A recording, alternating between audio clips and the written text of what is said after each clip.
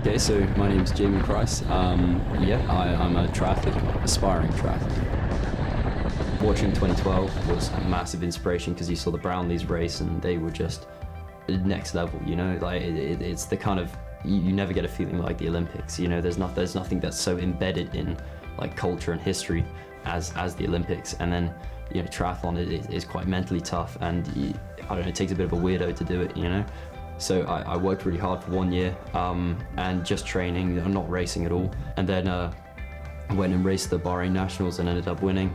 So I decided to come back to the UK and you know, train with GB where I kind of got my ass handed to me every morning, which is great.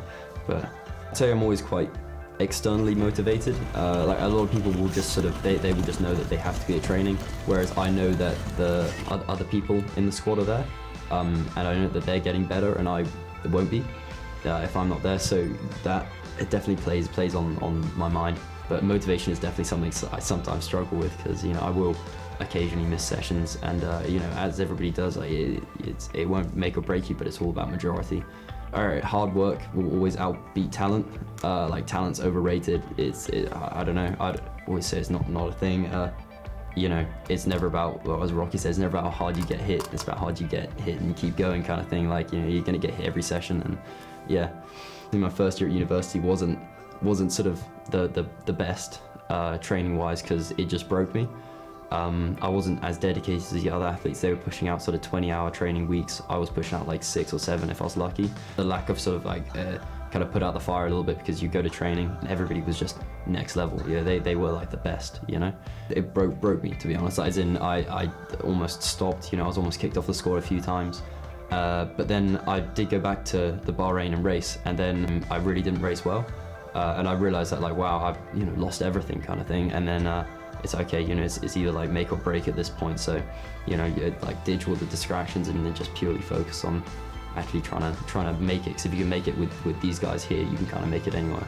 It's just realizing that half the battle is just making it to training. So it's like getting out of bed at kind of, I don't know, 6:30, like 6 days a week, and actually getting there. Whereas sort of in first year, I was maybe getting out of bed like 3-4 times a week, or if that.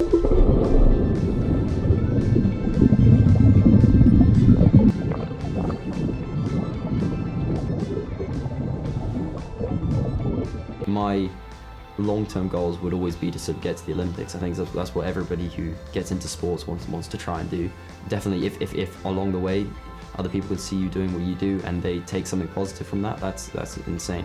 In Canada, like coming across like the line, there was like a little kid who asked me to sign a cap, and like that, I've never had to sign anything. I don't have a signature or stuff like that, so I just wrote my name in block.